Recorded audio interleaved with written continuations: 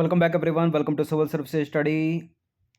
देखिए practice set number ये 93 है। यूपीपीएससी आरओ एआरओ के लिए टेस्ट सीरीज चल रही है और प्रैक्टिस करेंगे इसमें हम हिंदी के प्रश्नों पर। हिंदी की प्रैक्टिस हम काफ़ी समय के बाद कर रहे हैं, इतने समय से जीएस की सीरीज ही चल रही थी, तो हिंदी का टेस्ट है ये। और यूपीपीएससी आरओ एआरओ की प्रारंभिक परीक्षा में जीएस में जो है 140 प्रश्न आते हैं, ठीक है, और उसी दिन 60 प्रश्न आते हैं हिंदी के। तो फर्स्ट मीटिंग में जीएस का पेपर होता है, सेकंड मीटिंग में जो है वो हिंदी का पेपर होता है। 60 प्रश्न 60 अंक के, 140 प्रश्न जीएस के 140 अंक के, ठीक है, दोनों मिलाकर 200 हो गए। और 1/3 यानी 1/3 की इसमें माइनस मार्किंग कर दी है अभी आयोग ने, ठीक है, पिछले 2-3 बार से। तो इनकी प्रैक्टिस करेंगे हम। 60 प्रश्न हैं और 6 टॉपिक हैं, यानी एक टॉपिक से कितने सवाल आते हैं इसमें? 10 सवाल आते हैं। तो चलिए स्टार्ट करते हैं। इन सभी टेस्ट का फुल सीरीज प्राप्त कर सकते हो, डिस्क्रिप्शन बॉक्स में नंबर है, उस पर कॉल या व्हाट्सअप करके, और पीडीएफ प्राप्त कर सकते हो। बाकी प्लेलिस्ट बना रखी है, आरओ की बना रखी है, यूपीपीसीएस की बना रखी है, जो भी नया टेस्ट आएगा वहाँ तक पहुँचने के लिए, और पुराना यानी टेस्ट नंबर 1 से, तो उसका लिंक डिस्क्रिप्शन बॉक्स में दे रखा है। तो क्वेश्चन नंबर 1 है यहाँ पर, निम्नलिखित में से कौन सा जो है आँख का पर्यायवाची शब्द नहीं है? लोचन, नेत्रवारी, बिलोचन, चक्षु। आँख का पर्यायवाची शब्द इनमें से कौन सा नहीं है? लोचन होता है, नेत्रवारी होता है, चक्षु होता है। सुधार कर लेते हैं। लोचन होता है, विलोचन होता है, चक्षु होता है, नेत्रवारी नहीं होगा। वारी यानी जल, नेत्र का जल, नेत्र का जल तो ये हो गया आंसू का, ना कि आँख का।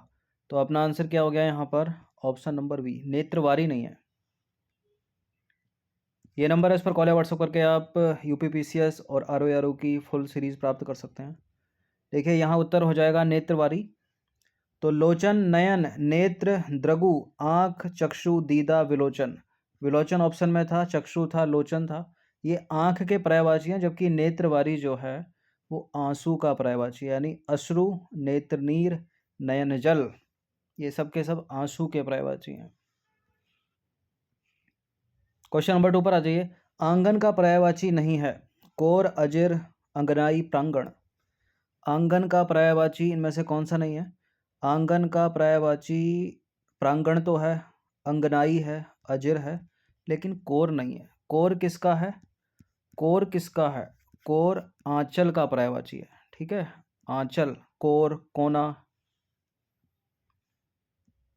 तो देखिए आंगन के पर्यायवाची की बात करें तो अंगना है, अजिर है, प्रांगण है, अंगनाई है, और बाकी जो कोर है वो आंचल का पर्यायवाची है, यानी पल्ला हो गया, छोर हो गया, दामन हो गया, कोना हो गया।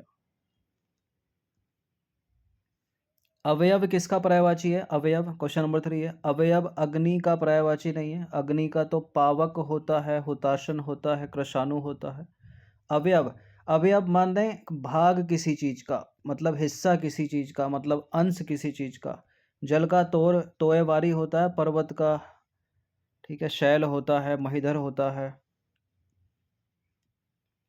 तो अंश के यहाँ पर्यायवाची हो जाएंगे अवयव, खंड हो गया, सोपान हो गया, हिस्सा हो गया, भंग हो गया, भाग हो गया। क्वेश्चन नंबर 4 पर आ जाइए। यदि अंक को चिन्ह से प्रदर्शित किया है तो अंक का क्या होगा? ये भी पर्यायवाची ही है। अंक को चिन्ह, अंक का मत अंक सॉरी अंक को चिन्ह से, यानी अंक यानी चिन्ह, और इसके अलावा हो गया प्रतीक, तो ये भी इसका पर्यायवाची हो गया। लेकिन हमको इसका पर्यायवाची बताना ना, अंक की जगह क्या आएगा? अनल यानी अग्नि यहाँ हो जाएगा, शैल यानी पर्वत को हटा दीजिए, गात हो जाएगा अंक का, गात, ठीक है, गात। तो अंक के पर्यायवाची, अंक का मतलब चिन्ह हो गया, प्रतीक हो गया, निशान हो गया, पहचान हो गया, ठीक है। बाकी अंग की बात करें तो गात हो गया, शरीर हो गया, देह हो गया, बपू हो गया, तन हो गया, वदन हो गया, काया हो गया। इसके अलावा अग्नि के पर्यायवाची जो ऑप्शन में था अनल है, पावक बहुत पूछते हैं एग्जाम में, आग तो कभी नहीं पूछा जाएगा, कृशाणु, हुताशन, जातदेव, धनंजय। अचल के पर्यायवाची की बात करें तो शैल है, महीधर है, नग है, गिर है, आद्री है, यानी पर्वत की बात हो रही है। क्वेश्चन नंबर 5 पर आ जाइए। निम्नलिखित में से विषम को पहचानिए। विषम को, अभिलाषा, आतुर, मनोरथ, कामना। मेरी अभिलाषा है, मेरी कामना है, मेरी आकांक्षा है, ठीक है, मतलब एक तरह से इच्छा की बात हो रही है, ठीक है, इच्छा, इच्छा मतलब मेरी इच्छा, अभिलाषा, मनोरथ कामना। आतुर का मतलब यहाँ उल्टा हो गया, थोड़ा मतलब अलग हो गया।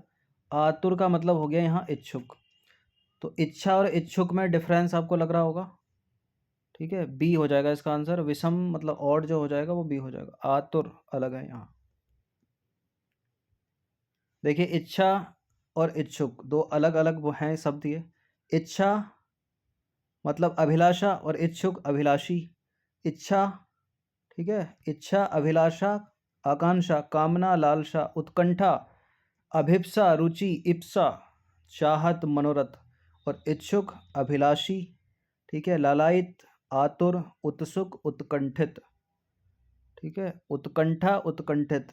अंतर समझ में आ रहा होगा आपको। क्वेश्चन नंबर 6 पर अजय निम्नलिखित में से कौन सा युग्म जो है सही सम्मिलित नहीं है। यह है शब्द, यह है विलोम। अंतर्मुखी बहिर्मुखी अनुदार प्रतिक्रियाशील ज्वलनशील शमनशील रत कखंडर। कौन सा इसमें सही सम्मिलित नहीं है। यहाँ 3 तो करेक्ट हैं और 1 इनकरेक्ट है। देखिए रत का हो जाएगा अनरत,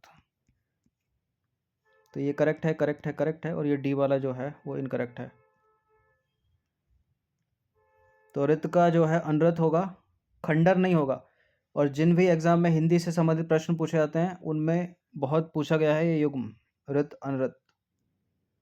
नंबर 7 पर आ जाइए। निम्नलिखित में से कौन सा एक विलोम युग्म सही सुमेलित नहीं है। यानी 3 जो है वो सही है और 1 जो है वो सही सुमेलित नहीं है। गहन पुलिन देदीप्यमान और तिमिरांकित अनुरक्ति नीरस और प्रकाशन गोपन। गहन पुलिन सही है। देदीप्यमान का तिमिरांकित सही है। अनुरक्ति का विरक्ति होना चाहिए, नीरस नहीं। प्रकाशन गोपन यानी सी इसका आंसर हो जाएगा यहाँ। देखिए अनुरक्ति होता है, विरक्ति बहुत पूछते हैं इस युग्म को। और नीरस जो है वो रसीला का विलोम है, ठीक है। क्वेश्चन नंबर 8 पर आ जाइए। अर्जित का विलोम बताइए। अर्जित एकत्र अनर्जित प्राप्त समेटना। अर्जित किया मैंने कुछ यानी एकत्र किया, प्राप्त कर लिया समेट लिया। अनर्जित ये विलोम हो जाएगा बी। तो अर्जित का क्या हो जाएगा अनर्जित। क्वेश्चन नंबर 9 पर आ जाइए। निम्नलिखित में से कौन सा एक विलोम युग्म सही सुमेलित नहीं है। यानी 3 सही है 1 सही नहीं है। उपार्जित अनुपार्जित उधर्व अध ऐच्छिक पारलौकिक उष्णता शीतल। ऐहिक का पारलौकिक होता है, ऐच्छिक तो अनैच्छिक होना चाहिए, तो यही गलत है। उधर्व अध सही है। उपार्जित अनुपार्जित उष्णता शीतलता, ठीक है, उष्ण मतलब गर्म शीतल ठंडा। तो ऐच्छिक का अनैच्छिक होना चाहिए और ऐहिक का होता है पारलौकिक, और दोनों इंपॉर्टेंट है, कई बार पूछा एग्जाम में। क्वेश्चन नंबर 10 पर आ जाइए। निम्नलिखित में से कौन सा एक विलोम युग्म सही सुमेलित नहीं है। ठीक है, सही सुमेलित नहीं है। 3 सही है 1 सही नहीं है। गोप्य प्रकाश्य समावेशन अनावेशन वरिष्ठ कनिष्ठ तिक्त तीक्ष्ण। ये शब्द ये विलोम। देखिए गोप्य मतलब छुपाना किसी चीज़ को, प्रकाश्य मतलब खुल गया, ठीक है, समावेशन अनावेशन, ठीक है, वरिष्ठ कनिष्ठ सही है। तिक्त तिक्त या तीता या तीक्ष्ण ये तो सिनोनियम हो गए, मतलब ये एक दूसरे के पर्यायवाची हैं यहाँ पर। तिक्त का अगर विलोम यहाँ होगा तो मधुर होगा, और मधुर ऑप्शन में ही है, तो यही आंसर है डी। तो तिक्त का तीक्ष्ण नहीं होगा, तिक्त का होता है मधुर। क्वेश्चन नंबर 11 पर अजय निम्नलिखित में से किस वाक्य की वर्तनी जो है शुद्ध है। तो 3 की अशुद्ध है, केवल 1 की ही शुद्ध है। आगामी दुर्घटना के बारे में मुझे कुछ भी पता नहीं था, आप लोग अपनी राय दें, ठीक है। वहाँ 2 दिवसीय गोष्ठी थी, प्रत्येक बालक को 4 केले दे दें। देखिए वाक्य में जो वर्तनी की अशुद्धियाँ होती हैं, ठीक है, वो कई तरह से हो सकती हैं। संज्ञा संबंधी, सर्वनाम संबंधी, विशेषण संबंधी, अपव्यय संबंधी, अन्वय संबंधी, सब देखेंगे आगे। तो पहला वाला जो है वो अशुद्ध है, ठीक है, शुद्ध ढूंढना, यहाँ एक ही शुद्ध है केवल, और वो कौन सा है, वो है डी पहला। आगामी दुर्घटना के बारे में मुझे कुछ भी पता नहीं था, आगामी की जगह भावी सही होगा, ठीक है। आप लोग अपनी की जगह अपनी अपनी राय दें होता तो सही सही होता, अपनी अपनी राय दें। वहाँ 2 दिवसीय गोष्ठी थी, 2 दिवसीय नहीं 2 दिवसीय, ठीक है, द्विदिवसीय। बाकी प्रत्येक बालक को 4 केले दे दें तो ठीक है, ये डी। देखिए यहाँ जो अशुद्धि है वो है विशेषण संबंधी। विशेषण संबंधी अशुद्धियों की बात करें तो विशेषणों का अनावश्यक, अनुप्रयुक्त एवं अनियमित प्रयोग करने से जो है वाक्य में अनेक अशुद्धियाँ आ जाती हैं, जिनका निराकरण करना आवश्यक है। फॉर एग्जाम्पल, उदाहरण के तौर पर यदि हम समझें तो पहला ही एग्जाम्पल ले लो। आगामी दुर्घटना के बारे में मुझे कुछ भी पता नहीं था, तो आगामी की जगह भावी शब्द सही होगा, और आप अपनी राय दें की जगह अपनी अपनी राय दें सही होगा। वहाँ 2 दिवसीय गोष्ठी थी की जगह द्विदिवसीय सही होगा। क्वेश्चन नंबर 12 पर आ जाइए। निम्नलिखित में से किस वाक्य की वर्तनी अशुद्ध है, यानी 3 की शुद्ध है और 1 की ही अशुद्ध है? कौन सा है वो? आपके प्रश्न का उत्तर मिल गया। हमारे प्रदेश के लोग परिश्रमी हैं। हमारे प्रदेश के लोग परिश्रमी हैं। प्रेम करना तलवार की नोक पर चलना है। सफलता के मार्ग में बाधाएं आती ही हैं। बिल्कुल, आपके प्रश्न का उत्तर मिल गया, सही है। ठीक है, हमारे प्रदेश के लोग परिश्रमी हैं, ठीक है। प्रेम करना तलवार की नोक पर नहीं बल्कि धार पर चलना है, ठीक है, ये गलत है। सफलता के मार्ग में बाधाएं आती ही हैं, करेक्ट है। देखिए यहाँ संज्ञा संबंधी अशुद्धियां हैं। देखिए वाक्य संरचना में संज्ञा संबंधी अशुद्धियां प्रायः 2 प्रकार की होती हैं: अनावश्यक संज्ञा शब्दों का प्रयोग करना और अनुप्रयुक्त संज्ञा शब्द का प्रयोग करना। फॉर एग्जाम्पल, आपके प्रश्न का समाधान मिल गया तो समाधान की जगह उत्तर मिल गया सही होगा, जो कि ऊपर सही भी था। हमारे प्रदेश के मनुष्य परिश्रमी नहीं, लोग परिश्रमी हैं, जैसे कि ऊपर सही था। प्रेम करना तलवार की नोक पर नहीं बल्कि धार पर चलना है, ऊपर अशुद्ध था। सफलता के मार्ग में संकट आती ही हैं, ये ऑप्शन में नहीं था डी में था। ठीक है, समाधान की जगह बाधाएं होगा, और ये एक अतिरिक्त है। तुमने इस पुस्तक का कितना भाग नहीं बल्कि कितना अंश पढ़ लिया। ठीक है,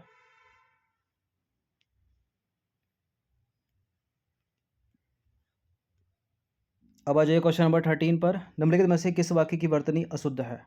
तो 3 की शुद्ध होगी, 1 की अशुद्ध होगी। कौन सा है वो? उसे वहाँ जाना है, मुझे यह नहीं करना है, कहिए आपको मुझसे क्या काम है, मैं तेरे को बता दूंगा।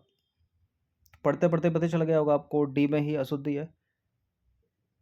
उसे वहाँ जाना है, मुझे यह नहीं करना है, कहिए आपको मुझसे क्या काम है। ठीक है, ये करेक्ट है पहला, दूसरा, तीसरा। मैं तेरे को नहीं, मैं तुझे बता दूंगा होगा। ठीक है, डी गलत है। तो मैं तेरे को नहीं बल्कि तुझे बता दूंगा, और यहाँ सर्वनाम संबंधी अशुद्धि है। ठीक है, सर्वनाम संबंधी अशुद्धियों की बात करें तो संज्ञा के स्थान पर प्रयुक्त होने वाले शब्द सर्वनाम कहलाते हैं, और वाक्य में उनका प्रयोग करते समय उचित सावधानी रखनी चाहिए। हिंदी में सर्वनाम संबंधी अनेक प्रकार की अशुद्धियाँ देखी जाती हैं। फॉर एग्जाम्पल, उसने वहाँ जाना है की जगह उसे वहाँ जाना है, जैसा कि ऊपर शुद्ध था। मैंने यह नहीं करना है की जगह मुझे यह नहीं करना, जैसा कि ऊपर शुद्ध था। कहिए आपको मेरे से क्या काम है, जैसा कि ऊपर शुद्ध था। ठीक है, मुझसे क्या काम होगा, और मैं तेरे को बता दूंगा, जैसे कि ऊपर अशुद्ध था, मैं तुझे बता दूंगा सही होगा। ठीक है, कोई ने यह करने को बोला था। देखिए, किसी ने यह करने को कहा था, यहाँ ये सही होगा, यह शुद्ध है। ठीक है, कोई की जगह किसी ने, यह करने को कहा की जगह बोला की जगह कहा था। क्वेश्चन नंबर 14 पर आ जाइए। वर्तनी की दृष्टि से पूर्ण रूपेण कौन सा वाक्य शुद्ध है? पत्र मेज पर डाल दो, कुलपति ने उपाधियां वितरित की, यह अपराधी दंड पाने के योग्य है, जब से नौकरी पाई है दिमाग 7वें आसमान पर है। पत्र मेज पर डाल दो, कुलपति ने उपाधियां वितरित की, यह अपराधी दंड पाने के योग्य है या दंड देने के योग्य है? दंड पाने के योग्य है, सही है। जब से नौकरी पाई है दिमाग 7वें आसमान पर है। पाई है या मिली है? जब से नौकरी मिली है दिमाग 7वें आसमान पर, डी गलत है। दूसरा और पहला करेक्ट है। पहला शुद्ध, दूसरा शुद्ध, तीसरा शुद्ध। पहले को अशुद्ध करना हो तो मेज पर पत्र, रुकिए रुकिए, पूछ क्या रहा है ये? वाक्य में शुद्ध वाक्य कौन सा है? तो शुद्ध वाक्य मतलब एक ही शुद्ध है, 3 है अशुद्ध। पत्र मेज पर रख दो होगा, गलत है पहला। ठीक है, कुलपति ने उपाधियां वितरित की, ये भी गलत है। प्रदान की सही होगा। यह अपराधी दंड पाने के योग्य है, ये सही है। ठीक है। जब से नौकरी मिली है, दिमाग सातवें आसमान पर। पूछ क्या रहा, शुद्ध पूछ रहा है ना, तो शुद्ध यहाँ पर सी ही शुद्ध है केवल। ठीक है। ये अशुद्ध है, अशुद्ध है, अशुद्ध है।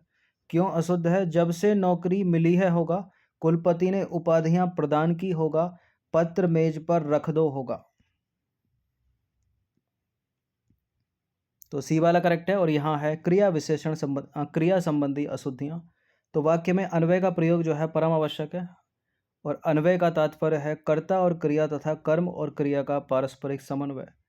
किन स्थितियों में कर्ता के अनुरूप क्रिया होगी और किन स्थितियों में क्रिया कर्म के अनुरूप होगी, इसका ध्यान जो है रखना आवश्यक है। फॉर एग्जाम्पल, अगर उदाहरण के तौर पर हम समझें तो पत्र मेज पर डाल दो नहीं बल्कि रख दो होगा। कुलपति ने उपाधियां वितरित नहीं बल्कि प्रदान की। यह अपराधी दंड देने नहीं दंड पाने के योग्य है, जैसा कि ऊपर विकल्प सी सही है। जब से नौकरी पाई नहीं है, जब से नौकरी मिली है, दिमाग सातवें आसमान पर है। वह कमीज डालकर नहीं पहनकर सो गया। ठीक है, इस तरह से सही होगा। क्वेश्चन नंबर 15 पर आ जाइए। वर्तनी की दृष्टि से कौन सा वाक्य शुद्ध है? तो 3 यहाँ अशुद्ध हैं, केवल एक ही शुद्ध है। यह पत्र आपके अनुसार है, वह बात कदापि भी सत्य नहीं हो सकती। वह अत्यंत ही सुंदर है, सारे देश में अकाल है। देखिए यहाँ दो शब्दों का प्रयोग, जैसे कि मान लीजिए केवल और मात्र का प्रयोग एक साथ नहीं होगा। ठीक है, केवल और मात्र का प्रयोग एक साथ नहीं होगा। भर और ही का प्रयोग एक साथ नहीं होगा। तो यह पत्र आपके अनुरूप होगा, होना चाहिए, अनुसार नहीं। यह बात कदापि भी सत्य नहीं हो सकती, कदापि भी यहाँ भी एक्स्ट्रा है, गलत है। वह अत्यंत ही सुंदर है, अत्यंत सुंदर कर दो या अत्यधिक सुंदर कर दो। ठीक है। सारे देश में अकाल है, ये सही है। यहीं सारे देश भर होता है तो ये गलत हो जाता, तो डी यहाँ शुद्ध है। तो सारे देश में अकाल है, ये सही है। बाकी अपव्यय संबंधी अशुद्धियाँ भी होती हैं। अपव्यय यानी केवल और मात्र में से एक का प्रयोग होगा, भर और ही में से एक का प्रयोग होगा। देखिए इन अव्ययों के अर्थों में बहुत कुछ समानता होती है इनमें, अतः इनमें से किन्हीं दो शब्दों का प्रयोग नहीं करना चाहिए। फॉर एग्जाम्पल, जैसे कि एकमात्र दो उपाय हैं, एकमात्र की जगह केवल दो उपाय हैं होगा। यह पत्र आपके अनुसार नहीं अनुरूप सही होगा। और यह बात कदापि भी सत्य नहीं हो सकती, यह बात कदापि सत्य नहीं हो सकती। वह अत्यंत ही सुंदर है, ही एक्स्ट्रा है, गलत है। वह अत्यधिक सुंदर है, अत्यंत सुंदर कर दो। सारे देश भर में अकाल है, गलत है, सारे देश में अकाल है। ठीक है, सारे देश भर एक्स्ट्रा है, सारे देश में अकाल है। तो 15 प्रश्न ऐड थे, इन सभी की प्रैक्टिस कर लीजिएगा। बाकी डिस्क्रिप्शन बॉक्स में प्लेलिस्ट बना रखी है, जितने भी टेस्ट प्रोवाइड होते हैं आरओ के लिए और यूपीपीसीएस के लिए, उनकी प्रैक्टिस करते रहिए साथ साथ। ठीक है, ये सारी चीज़ें ऑलरेडी करा चुका हूँ मैं स्टार्टिंग के टेस्ट में, लेकिन हिंदी के बाद जीएस ही जीएस चलती आ रही है, इसलिए फिर से दूसरे उदाहरण के तौर पर जो है इनको रखा गया है, ताकि और अच्छे से समझ में आ जाए और पुराना रिवाइज हो जाए। बाकी इन सभी की पीडीएफ आप प्राप्त कर सकते हो, डिस्क्रिप्शन बॉक्स में नंबर है, उस पर कॉल या व्हाट्सअप करके हर दिन प्रैक्टिस करते रहिए। धन्यवाद।